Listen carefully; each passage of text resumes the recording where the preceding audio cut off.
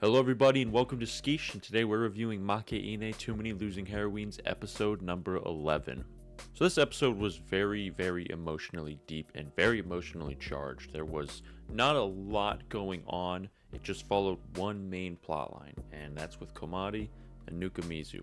And it's kind of just their battle of understanding each other on a more sophisticated or deeper level, really. So without further ado, let's get right into the episode. So the episode starts off with Komari and Nukamizu in the Lit Club room, and she's practicing a speech she has to give to the student council on what the Lit Club does and kind of their activities, and just kind of reiterating the Lit Club stuff. You know, a bunch of bureaucratic stuff that goes on for whatever reason in student councils, but she has to go there because it's important and it's probably a requirement for the club to do anyway. Komari is extremely shy. She has terrible fright of people in general, so having to give this speech in front of how many other people who are all going to be watching her, the attention is purely focused on her when she's speaking. That instills this sort of fear in her, and she has to practice really hard to get this speech right and make a good impression for the Lit Club and herself. So she's having trouble with this speech, and Nukamizu kind of brings up the idea that he should give the speech instead of Komari because she's having a lot of trouble with it. She can't really do it. It's in like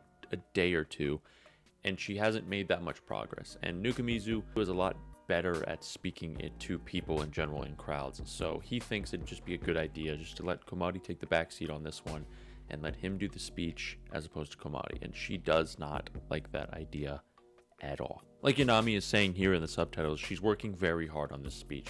It's almost like she has something to prove again, and she kind of does have something to prove, not to other people but to herself, to show that she can do these things without other people, because she's the president of the Lit Club. To be president of the club or whatever it may be, you have to be capable of certain things.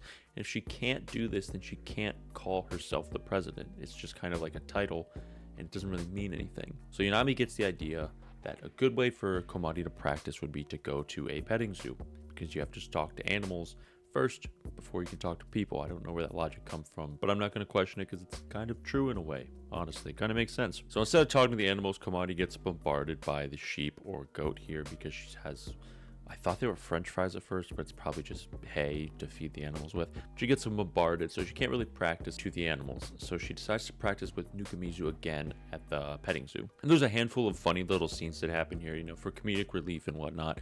I'm probably going to primarily brush over those because I want to more so focus on Komari and Nukamizu and the situation they find themselves in for this episode. So Nukamizu once again brings up the idea to Komari that he should do the speech. And like we said earlier, she didn't like that. She wants to do it herself to show that she can do something as the club president. So in this scene also, Komari basically admits that she didn't want to be president in the first place, that she doesn't like being president. She kind of got shoved into that position because she was the only first year in the club and all these other senpais are there, so she's the only person to really take over the reins, has the experience with the club to do it, but she doesn't really want to do it. She just kind of wants to keep the club alive and have people there to not leave her so alone. So Nukamizu bringing this idea up again really struck a chord with her, and she gets very emotional. She starts crying, and she eventually runs away. That's strike two for our boy here. He's not doing too red hot right now with Komari, and I get it. I would not like someone else telling me to not do something because I can't get it right, because that's not how you progress. That's not how you make leaps and bounds of getting ahead of whatever fear or phobia you have. And again, here in the classroom, we just have some more talking, and it's pretty much about what's going on. So while they're eating, Yanami pretty much tells him, it's like, hey, you can't go around telling people exactly what you think all the time. You can't tell people how to live their life. You have to let them figure things out too. Basically, Nukamizu, when you eventually screw this up, I'll be there to help. She's basically just reaching her hand out saying, I'm going to let you take the reins here, but when something goes wrong, I'll be there to help clean the mess up, because I'm not going to abandon you in this difficult situation. Because I think Yanami does realize that this is a very touchy subject, so she doesn't really want to interject too much, and she's just kind of letting the two people that it does involve figure it out by themselves. And when things do get a little too far, she'll be there to help pull it back in. So we do get an epic little sister scene yet again. She gives us the little mlem, like it's very based, and nothing really super crazy happens here. They're just kind of talking about the situation at hand, and She offers a little granular piece of advice and things like that, helping Nukamizu understand the situation a little more, giving more context from an outside perspective. So it's finally the big day for Komari to give her speech to the student council, and she sees Nukamizu out there waiting with Yanami, and they were waiting for her to come by, and he wanted to apologize, and she pretty much brushes him off, basically showing that, hey, you really goofed up. Like, I'm actually really mad at you because this is something I feel like I have to do, and I have to do it to prove to myself and the people around me, and you're trying to take that away from me, and it's pretty disrespectful. And I know in my situation, or if I found myself in that situation in Komari's shoes, I'd probably feel the same way, because I wouldn't want someone telling me that I can't do something because I'm not good enough. So I completely get where Komari's coming from here. I 100% take her side on this, but I realized that Nukamizu is trying to do it from a kind perspective. He's not doing it to be selfish. He's not doing it to really put Komari down. He's doing it because he wants to help. It's a complex thing because Komari probably knows that too deep down. She's very smart, but it's also a personal ego thing where she's like, stop doing this. I have to do this for myself. Just back off just this once. So Komari has a lot of trouble with the speech. It does not go well at all. She fumbles her words and papers and bottle caps and things like that. And she eventually runs out of time. The student council is pressing her and being like, hey, we have to move this along. So they don't really give her time to speak. And I thought that was kind of stupid. I think they had more than enough time to wait 30 seconds to let Komari try and speak. But they kind of rushed it along. So instead of staying in his lane, Nukamizu decides to try and be the bigger person and do the speech for Komari. Something she didn't want him to do from the start. Something that she made absolutely clear she did not want him to do. And he goes and does it anyway. In front of all these people, Komari is extremely upset at him. She throws a bottle at his face and she runs away. This is where I think Nukamizu really goofed up.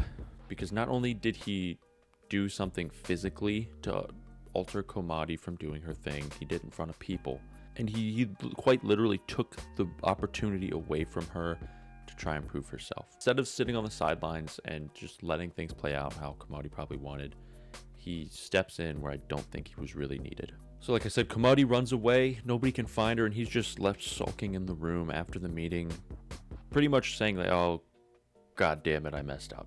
Like, I know I messed up. And Ani Yanami's here to be the comic relief that we need to kind of reel him back in. Like she said, she's going to clean up the mess that he leaves behind because she knows he's going to do it anyway. Nukamizu eventually finds Komari sitting on the stairs outside where they typically eat lunch, where all of them kind of gather. And we come to understand Komari even more in this episode than we have previously. So Nukamizu thought Komari was more like him, where he was a loner, he was a recluse, and it was okay being that way. Only to come to find out that Komari is almost the complete opposite. She's quite literally what he says is just a normal girl. She is afraid to be alone. She does not like being alone. She is lonely when she is alone, and it's very hard for her because she did not have friends. She was the only first year in the lit club. Everybody else is leaving. She's like the only person, the only surviving member of this whole club. So he doesn't realize how hard this is for her and how alone she has felt throughout the years of quite literally being alone and feeling like the outcast or the black sheep of the whole thing. So he comes to realize that the Lit Club was not just a club to Komari, it was literally a home. It was a place where she could be with people that she cared about and where the people cared about her. So in the end, our boy Nukamizu does step up. They resolve it, and he basically tells her, I'm not going to leave you alone. I'm going to be there the whole time. Reassuring Komari that she really isn't alone. She has people, she has friends to be with her, so she doesn't have to be alone anymore. She doesn't have to live in the fear of being the only one out of the Lit Club. And then Lemon-chan comes in and starts choking Nukamizu out. She's acting as like the comedic relief here, which was needed, but I also would have wanted to see what would happen if nobody interfered with it. But I get why they did it, because it's anime, so they have to throw something in. So right at the end here, they throw a huge curveball, which I was not expecting at all. Komari gives up the reins of president and gives it to Nukamizu, which I had no idea was going to happen in the first place. That was very surprising to me, but it seems like Komari's okay with that, and she doesn't mind giving up the reins to someone else. Because like she said earlier, she doesn't even want to be president. She felt like she had to be president. I feel like this is probably the best outcome to come out of it all, with Nukamizu, who probably is fine with doing it. He probably doesn't mind at all, and someone that he can support like Komari, and Komari can support him and reciprocate those things. So I think this was probably the best decision that could have come out of all of it. So again, I thought the episode was really, really good. It was the first time we kind of got to see Nukumizu in a different light, where we were kind of against him. I don't want to say he's the bad guy, but he was kind of the person we're like, hey, like, stop it. Like, you're not making the situation any better. And of course, we always want to root for Komari because she's the underdog. She's the shy person. We want her to have these fucking great moments and be the knight in shining armor for whatever people or whatever. So this episode, like I say every time, was really good. It felt like it went really fast. It felt like I was watching it for like 5 minutes because it was like one arc and it was just one situation they were focusing on, which I didn't mind. I didn't mind at all. But I think we have one episode left of this whole show, which makes me very sad. But I'm pretty sure we already got confirmed for season 2, so no worries on that front. We get plenty more Makeine where that's coming from. So that's the end of today's review, guys. If you found anything interesting, informative, or funny, leave a comment down below. What did you think of episode 11? What do you think of Nukumizu's actions? And what do you think of Komari handing him the keys to the presidency of the Lit Club? Make sure to comment, like, and subscribe. Hit that bell button so you never miss an upload from Skish. We'll see you next week on the next one.